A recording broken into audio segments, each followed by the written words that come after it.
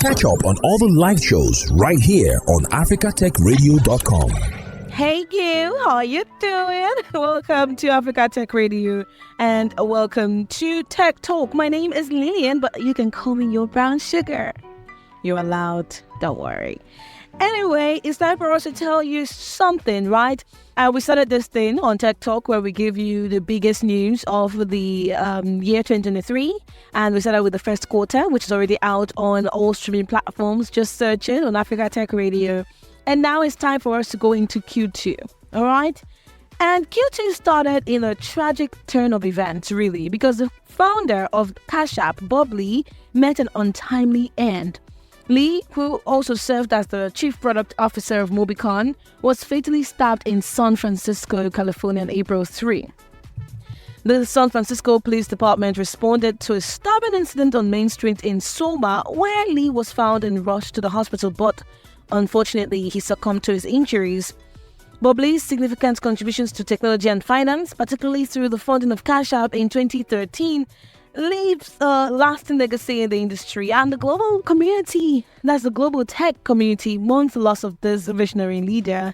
May his soul rest in peace. Switching gears, the federal government of Nigeria took a significant step to support young entrepreneurs in the tech and creative sectors. Yeah. The government, by launching the Investment in Digital and Creative Enterprises, that is the IDICE program with a fund of $272 million, aimed to foster innovation and job creation among Nigerians aged 15 to 35. And this initiative, which was co-founded by international institutions and private sectors, reflects a coordinated effort to boost the growth of innovation in Nigeria's digital tech and creative industries. In regulatory news, the Federal Competition and Consumer Protection Commission, FCCPC, in Nigeria, earlier in 2023, approved 173 digital lending applications to operate in the country, with 119 apps receiving full approvals and 54 obtaining conditional approvals. The move was in a bid to protect citizens from unscrupulous practices by digital lending platforms. Yes, and Flutterwave was also in the news on the second quarter of 2023. Flutterwave, of course, is a Nigerian fintech unicorn, and they were embroiled in controversy as sources claimed that the company faced a second and third breach in March 2023. Allegedly, fraudsters used Flutterwave accounts to buy USDT on Binance, and it resulted in an estimated 550 million naira being involved in both incidents. Now, Flutterwave, of course, vehemently denied those claims and insisted that their systems were not hacked. Legal actions ensued, with Flutterwave petitioning the police and the courts, leading to the freezing of about 295 affected accounts. The situation remains complex with ongoing investigations and legal wrangling. Meanwhile, Google took a stand against predatory lending practices by restricting loan apps on its Play Store from accessing sensitive user data, including photos, videos, and contacts. The policy update was effective May 31st. It aims to address concerns about unethical practices adopted by loan apps globally, particularly in countries like Nigeria and Kenya. Now, let me tell you what happened, right?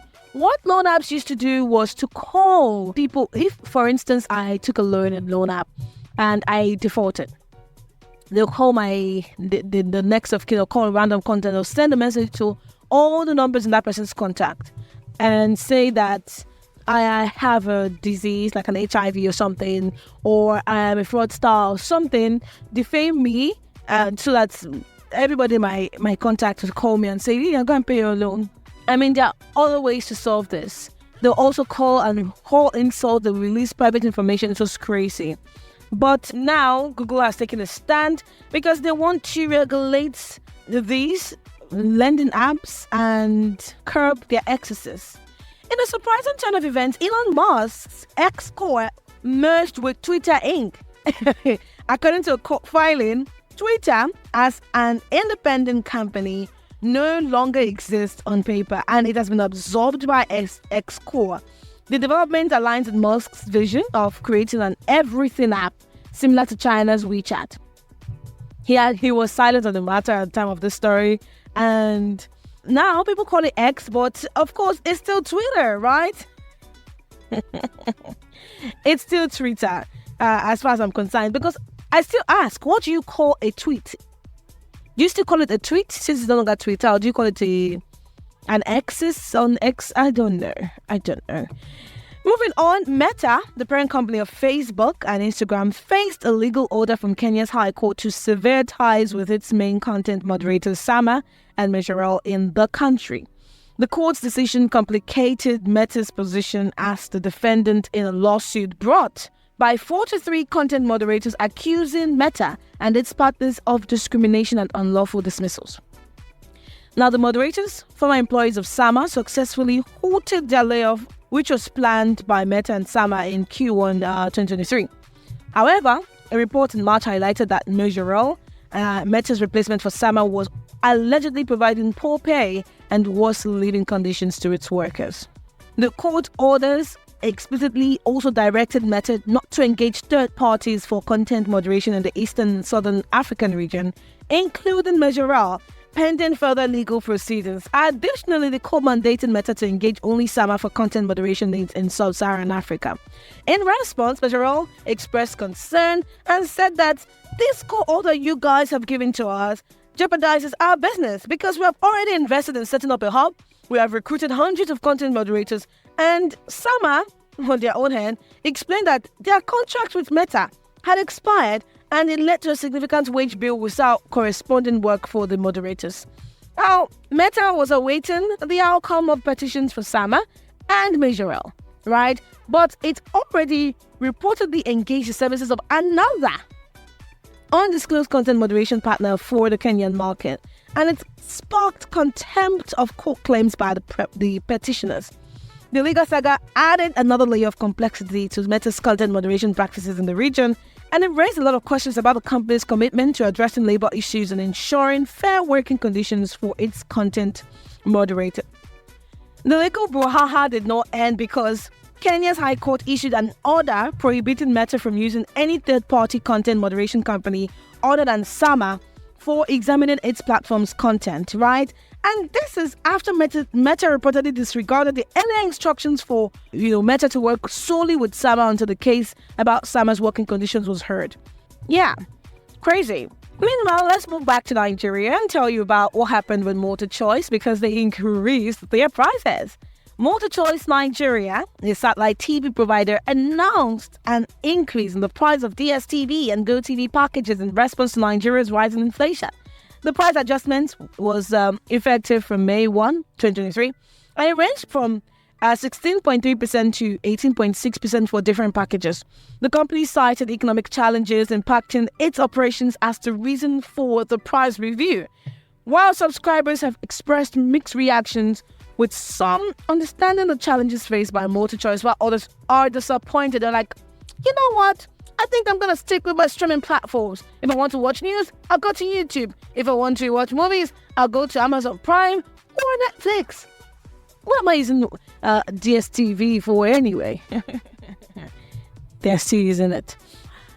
Moving on, Smart Identity, a KYC compliance and ID verification startup, laid off 8 employees as part of its efforts to focus on profitability and product development. Now, I said I was going to talk about startups that, folded and startups that did massive layoffs in the year 2023. Well, this move comes after the company completed a $20 million Series B funding round in February of 2023. And they also acquired Ghanaian identity verification software AppRoof in April 2023. Now, despite this recent development, the layoffs indicate a strategic shift to achieve profitability targets. Well, we're still talking about the biggest news of the year 2023 in the tech space, and we did the first quarter already. This is the second quarter. Third and fourth will still come your way. All you need to do is just keep your ears and your eyes peeled to africatechradio.com. Okay? Now, in continuation of this Q2, I have to go back to Kenya. The government, they proposed amendments to the finance bill for 2023, right? And amongst all the items of that bill was the inclusion of taxation of payments made to digital content creators. The proposed legislation suggested a 15% withholding tax on payments made to digital content creators The definition of digital content monetization has been expanded to include various types of content and services, potentially affecting creators, goods, and subscription services. Also, we woke up to the news from Nigeria that said that Nigerian Broadcasting Commission, which is the NBC, has been barred from imposing fines on broadcast stations by a ruling in Abuja. Now, the court stated that the NBC had no power to sanction broadcast organizations and its actions conflicted with the Constitution, violating the doctrine of separation of powers. And the ruling came after NBC imposed fines on several broadcast stations in the past for alleged breaches of broadcasting codes. Now, these developments reflect the evolving landscape and the challenges of the media. And for one, I have mixed feelings about this, right? Does it give broadcast stations free rein to do whatever they want? And a lot of people have paid a lot of fines for things that they tell you. I'm telling you that this is not what's fining me for. So, like I said, mixed feelings. Let's move on to talk about the CBN, shall we? The CBN of Nigeria, that's the Central Bank of Nigeria, it revoked the operating licenses of 132 microfinance banks, 4 primary mortgage banks, and 3 finance businesses for non-compliance. Now, the revocation was based on factors such as ceasing operations, failure to comply with conditions, failure to fulfill obligations. The CBN emphasized the importance of compliance with the banks and other financial institutions acts, that's a BOFIA Act of 2020. Moving on, Google introduced a new image search feature called About This Image. I tried using it recently, and for me, I'd rather use my Samsung reverse image search than using that, honestly. But let's say it's still on the maintenance or on the development. But the image feature aims to combat the spread of misinformation by allowing users to check if an image is generated by AI and providing information about the origin. During Christmas period, a lot of people posted the same pajamas legs. Like they put a picture, imagine you just took a picture of your legs with your loved one, that's a significant other. You are wearing pajamas with socks and you are lying in front of a tree and you just take pictures of your legs and post it. Do you know how many people claimed that picture was theirs? Because there's no face to it, so no face, no case.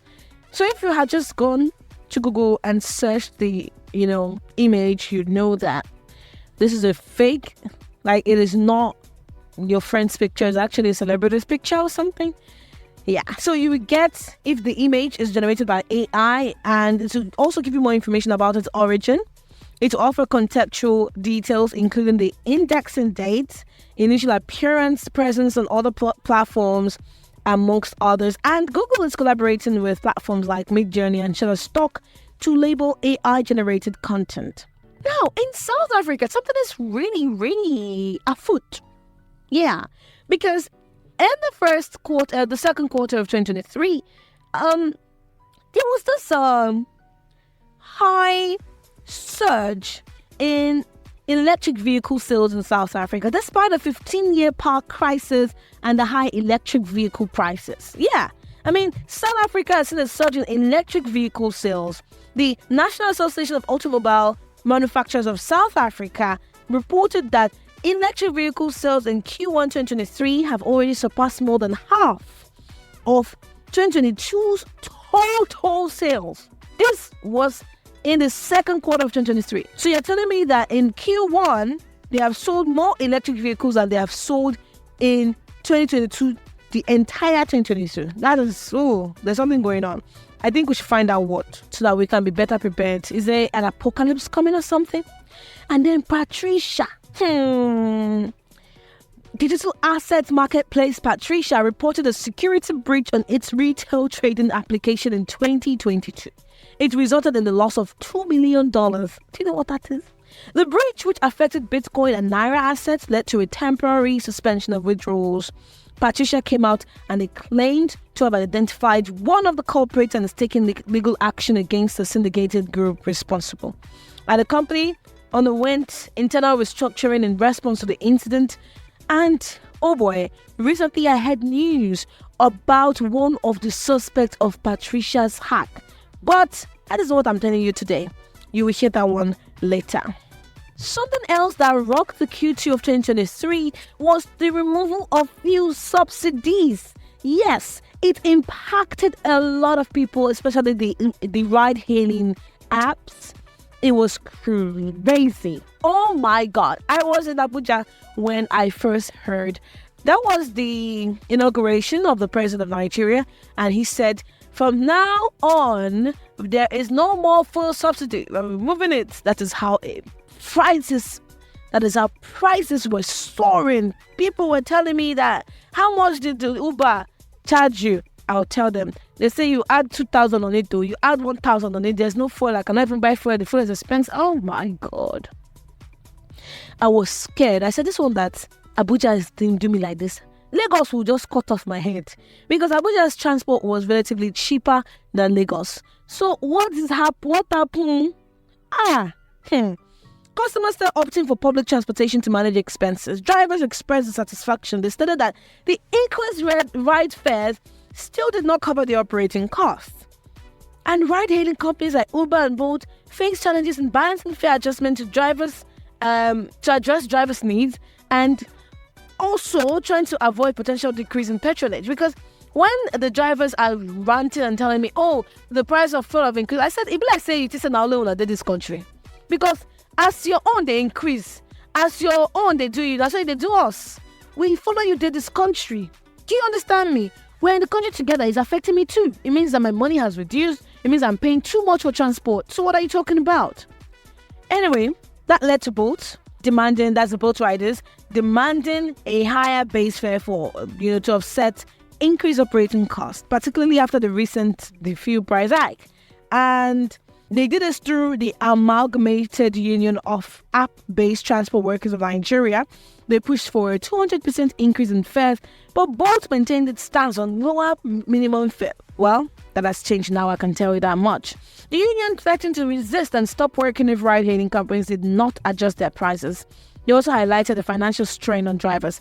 And I'll say that again, financial strain on passengers too. I feel for you, but we are not your enemy, bro. You should not. Do you know how much fares are now? Oh, God. Anyway, to reply, Bolt introduced a new 6,000 Naira daily bonus with conditions such as completing a specific number of trips and working a minimum number of hours. But drivers expressed satisfaction with those conditions and suggested that Bolt should consider reducing the commission instead, right? And they emphasized the need for a price review. Well, price was reviewed. I don't know about the rest. You'll find out in the rest of the quarters. Now, let me tell you that the Securities and Exchange Commission in Nigeria declared Binance activities illegal. They said that the platform was neither registered nor regulated by the commission, and the ban further restricted access to cryptocurrency for Nigerians.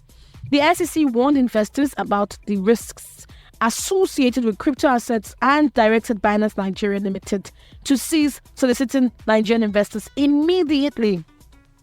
The move followed global regulatory challenges faced by Binance and impacting the crypto market. I will give you the update on Binance next time we talk about Q3, because I told one of my colleagues, I said, this is the only time, maybe one of the only times that the government will say, you see, we told you so, because they did tell us so. Now, YouTube also was in the news, right? They relaxed their eligibility rules for the YouTube Partner Program YPP, which made it easier for new content creators to start earning from the platform. Previously, the creators needed 1,000 subscribers and 4,000 valid public watch hours or 10 million valid public shorts views to qualify for YPP, which is so much.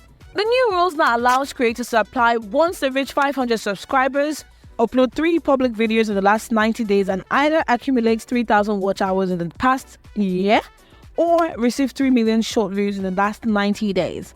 The move was seen as a positive step for smaller creators, providing them with the opportunity to monetize their content earlier in their YouTube careers. Now, President Bola Tinubu signed Nigeria Data Protection Bill 2023 into law. It introduced a legal framework for data protection in the country. The new law established the Nigeria Data Protection Commission. It replaced the Nigeria Data Protection Bureau. The commission will be responsible, according to them, the commission was stated to be responsible for issuing regulations, imposing penalties, and ensuring compliance with data protection standards. And the law outlined principles for processing personal data, lawful basis for processing, and the rights of data subjects. The establishment of the regulatory framework is really a significant step towards safeguarding personal information and addressing the increasing incidence of data breaches in Nigeria.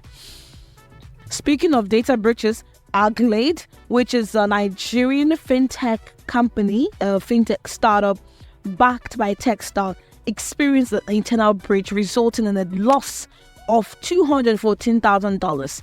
And the hack targeted the company's backend infrastructure. The CEO, Lee Victor, confirmed the incident, and Glade reported the breach to law enforcement agencies, and investigations at that time were ongoing. The incident added to the series of cybersecurity challenges faced by Nigerian financial service providers, and in recent times, faced by Nigerian financial service providers in recent times. Additionally, Glade's co-founder Temitope Ndeyi left the company, cited disagreements in the running of the business and being sidelined by the CEO Lee Victor. And all of this is what happened in Q2. Some of the notable tech news of Q2 in 2023. Okay, we have been taking you down memory lane in a retrospective podcast to keep you caught up. Next time, I'll be here with Q3 and Q4. You're welcome. My name is Lily, and you're listening to Tech Talk on Africa Tech Radio. Thanks for listening, and don't forget to catch up on all the live shows right here on africatechradio.com.